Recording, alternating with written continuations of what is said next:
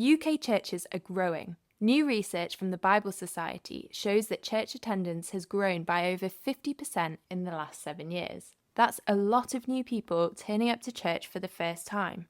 So surely this quiet revival should have an impact on our church communications. Well, I think this is a great opportunity to consider what one of those new people might experience if they turned up at your church for the first time.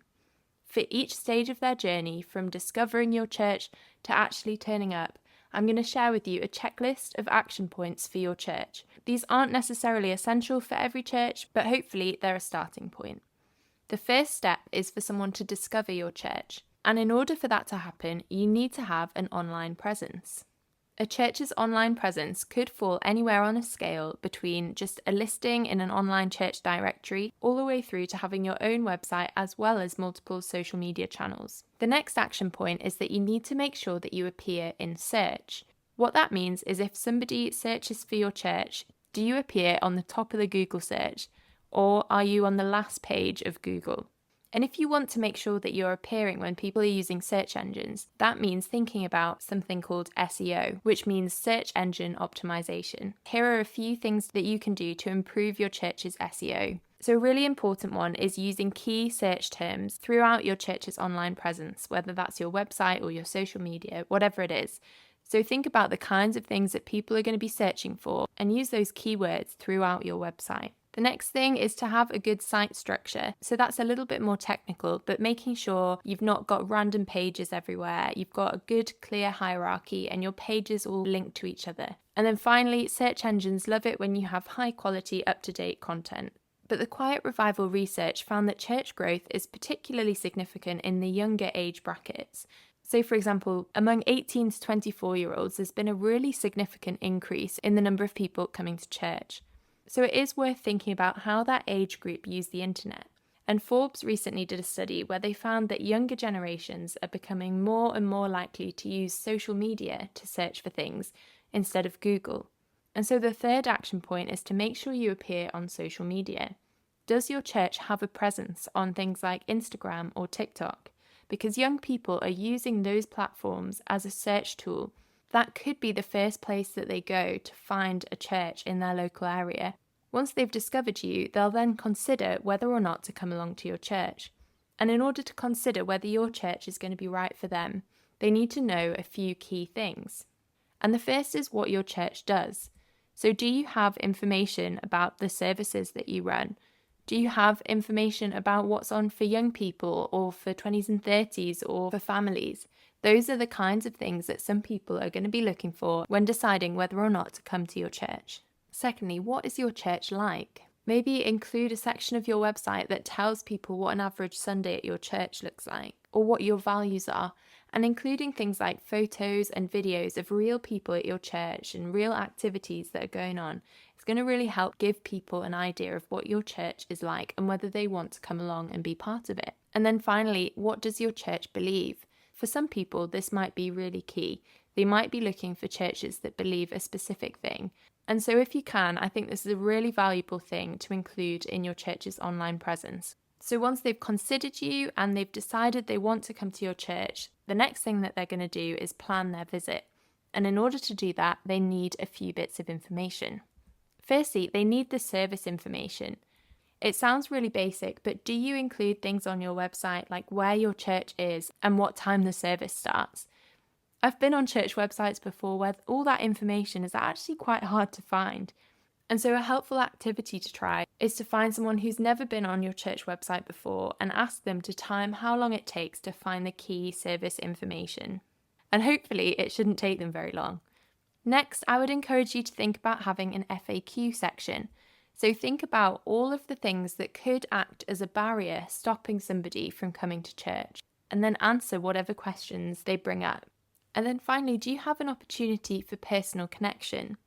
So for example, do you have an email address that people can contact if they've got more questions, or an option to let you know that they're planning on coming to church that Sunday? Personal connection can be really important for some people before coming along to church. And interestingly, the Quiet Revival research found that more than a third of young non-churchgoers would attend church if they were invited.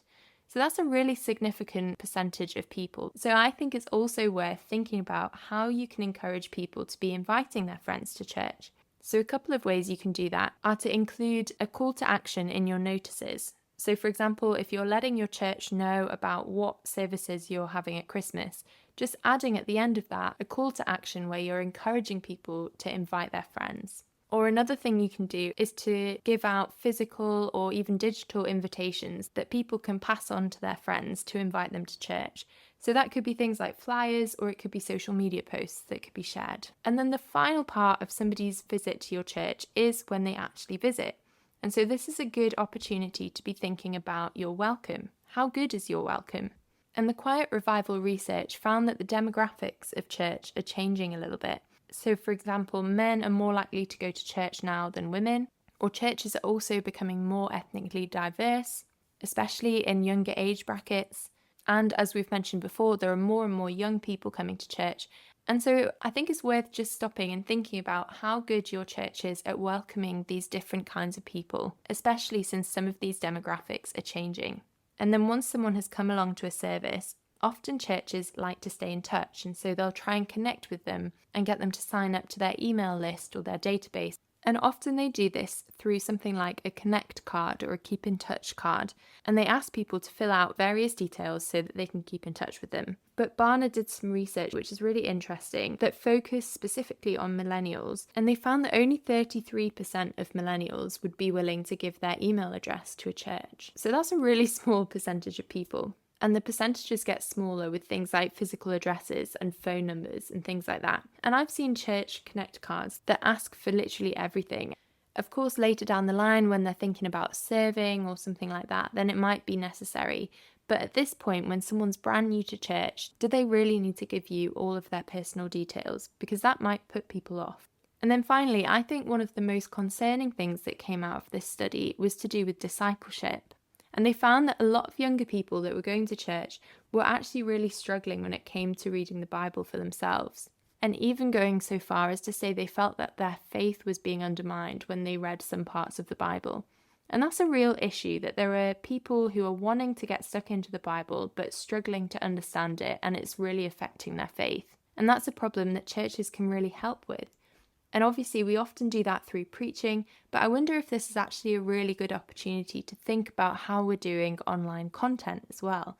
Could you think about creating social media posts or YouTube content or articles for your website or resources that help solve this problem? And that kind of content is going to be really helpful, not only for new people, but also for your regular church members who actually probably do need to hear that stuff week after week after week.